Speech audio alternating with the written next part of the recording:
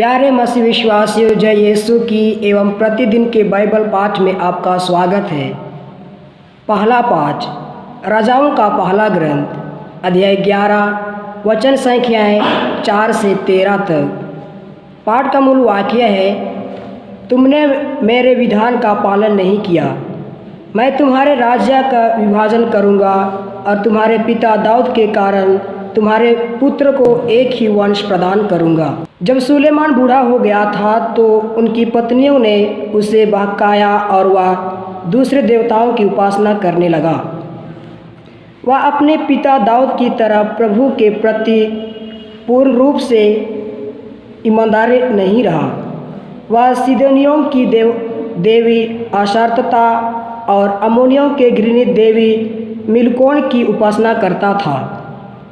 उसने वह काम किया जो प्रभु को अप्रिय है और वह अपने पिता की तरह प्रभु के प्रति ईमानदारी नहीं रहा। उस समय सुलेमान ने यरूशलेम के पूर्व की पहाड़ी पर ओबामियों के घृणित देवता कामोश के लिए और अम्मोनियों के घृणित देवता मोलेक के लिए एक एक मंदिर बनवाया। उसने अपनी दूसरी पत्नियों के लिए भी वही किया और वे अपने अपने देवताओं को धूप और बलिदान चढ़ाया करती थी। इसलिए प्रभु सुलेमान का क्रोध हुआ, क्योंकि वह इस्राएल के प्रभु ईश्वर के प्रति ईमानदारी नहीं रहा। ईश्वर सुलेमान को 2 बार दिखाई दिया और उसने उस अवसर पर उसे अन्य देवताओं की उपासना करने से मना किया था, किंतु उसने उस आदेश का पालन नहीं किया था। प्रभु ने सुलेमान से कहा, तुमने यह काम किया है, तुमने मेरे विधान और मेरे दिए आदेशों का पालन नहीं किया, इसलिए मैं तुमसे राज्य छीनकर तुम्हारे सेवक को दे दूंगा। किंतु तुम्हारे पिता दाऊद के कारण मैं तुम्हारे जीवन काल में ऐसा नहीं करूंगा और उससे तुम्हारे पुत्र के हाथ से छीन लूँगा। मैं सारा राज्य भी नहीं लूँगा।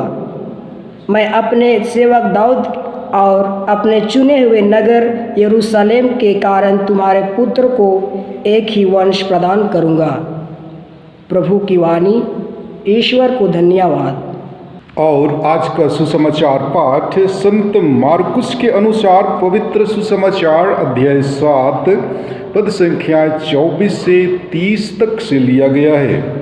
वचन कहता है, वहाँ से विदा होकर यीशु तीरूस और सीदोन प्रांत चले गए। वहाँ वह किसी घर में ठहरे और यह चाहते थे कि किसी को इसका पता न चले, किंतु वह अज्ञात नहीं रह सके। एक स्त्री ने जिसकी छोटी लड़की को अशुद्ध आत्मा लगा था, तुरंत ही इसकी चर्चा सुनी और वह उनके पास आकर उनके चरणों पर गिर पड़ी। वह स्त्री गैर यहूदी थी, वह तो जन्म से सुरूफिगनी की थी। उसने यीशु से विनती की कि वह उसकी बेटी से अपदूत को निकाल दें। यीशु ने उससे कहा, पहले बच्चों को तृप्त हो जाने दो। बच्चों की रोटी लेकर पिल्लों के सामने डालना ठीक नहीं है। उसने उत्तर दिया, जी हाँ प्रभु, फिर भी पिल्ले मेज के नीचे बच्चों की रोटी का चूर खाते ही हैं। इस पर यीशु ने कहा, जाओ, तुम्हारे ऐसा कहने के कारण अपदूत तुम्हारी बेटी से निकल गया है। अपने घर लौटकर उसने देखा कि बच्ची खाट पर पड़ी हुई है और अपदूत उसमें से निकल चुका है। प्रभु का सुसमाचार। हे ख्रिस्त, तेरी स्तुति हो। प्यारे मसीही विश्वासियों, आज के पहले पाठ में हमने सुना कि जब राजा सुलेमान बूढ़ा हो गया था तो उसकी पत्नियों ने उससे अन्य देवताओं की उपासना कराई, जिसके कारण प्रभु ईश्वर का क्रोध भड़क उठा और राज्य को छीनकर उसके सेवक के हाथों दे देने का वचन देता है। यद्यपि राजा सुलेमान की बराबरी कोई अन्य राजा नहीं कर सकते थे, उसकी बुद्धिमत्ता चारों तरफ फैली हुई थी, उसके पास किसी चीज की कमी नहीं थी। लेकिन राजा सुलेमान की शायद यही गलती थी कि उसने विदेशी स्त्रियों से ब्याह रचाया था। पवित्र बाइबल हमें बतलाती है कि उसकी 300 पत्नियां एवं 700 उपपत्नियां थीं। ये हमारे लिए अचंभे की बात नहीं है, क्योंकि उसने इतनी स्त्रियों से शादी किया था, जबकि उस समय राजा महाराजा अपनी इच्छा के मालिक थे। इतनी सारी स्त्रियों से शादी करने पर भी सुलेमान ईश्वरीय कृपा से वंचित नहीं था। लेकिन उसकी गलती तो यह है कि उसने उन विदेशी स्त्रियों के लिए उनके देवताओं का मंदिर बनवाया, और यहाँ तक कि उसने स्वयं भी उन देवताओं की उपासना की जो पहले आज्ञा के विरुद्ध है। जी हाँ, राजा सुलेमान ईश्वर की आज्ञाओं का पालन करता था, लेकिन बुढ़ापे में उसने बहुत बड़ी गलती की, जिसके कारण इस्राएल का राज्य 2 भागों में विभाजित हो गया।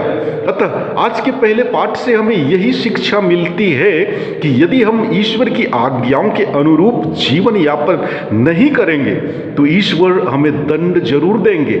लेकिन यह भी याद रहे कि हो सकता है कि ईश्वर हमारे इस जीवन में दंड ना दें, लेकिन हमारी आने वाली पीढ़ी को जरूर दंडित करेंगे।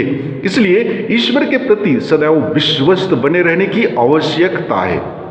और आज के सुसमाचार में हम देखते हैं कि यीशु सीदोन देश गए। वे नहीं चाहते थे कि कोई उनके बारे में जाने। यीशु वहां लोगों को 2 भागों में देखते हैं। फिर भी यीशु एक महिला के विश्वास पर बहुत अचंभित हो गए। हालांकि वह महिला गैर यहूदी थी, फिर भी उसने यीशु पर विश्वास किया और अपनी पुत्री की चंगाई के लिए यीशु से प्रार्थना की। महिला अपनी जरूरत जानती थी और वह यह भी जानती थी कि उसकी जरूरतों पर यीशु जरूर उसे उत्तर देंगे। जी हाँ, ईश्वर की इच्छा रखने वाले हर एक व्यक्ति को उनकी बुरी शक्तियों से मुक्ति प्रदान करते हैं। सुसमाचार में जो नारी है वह गैर यहूदी है। धार्मिक रीति रिवाज यीशु को दूसरे समाज के लोगों की सहायता से रोकते थे, परंतु इस स्त्री की विश्वास भरी दृढ़ता यीशु को उनकी सहायता से रोक नहीं पाई। इस तरह यीशु मानवता का धर्म निभाते हैं और अपने शिष्यों को भी इन रीति रिवाजों के परे देखने का निमंत्रण देते हैं। रोटियों का चमत्कार के द्वारा वे लोगों के भूख में शामिल होते हैं, वहीं सभी प्रकार के भोजन को शुद्ध घोषित करते हैं। और स्त्री के इस निवेदन को पूरा कर यीशु सामाजिक, राजनैतिक और धार्मिक रिवाजों से ऊपर उठकर ईश्वर का अनुभव उन लोगों को देते हैं जो उनकी चाह रखते हैं, तथा हमें यह बतलाना चाहते हैं कि ईश्वर का अनुभव हमारे सोचों से परे सबों को प्राप्त हो सकती है। आज हमें जरूरत है तो अपने मन और दिल को स्वच्छता प्रदान करने की, ताकि हम प्रतिदिन के जीवन में उन्हें अनुभव कर सकें। साथ ही साथ आज हमें अपने जीवन पर मनन चिंतन करने की जरूरत है कि हमारा विश्वास कैसा है, दूसरे धर्मों के लोगों के साथ हमारा संबंध कैसा है, क्या हम दूसरे धर्मों के लोगों को अपने जैसा मानते हैं। ईश्वर हमारा धर्म नहीं बल्कि वे हमारे विश्वास को देखते हैं। ईश्वर हमारी आत्माओं को देखते हैं, वे हमारी बाहरी पूजा अर्चना नहीं देखते हैं। आमीन।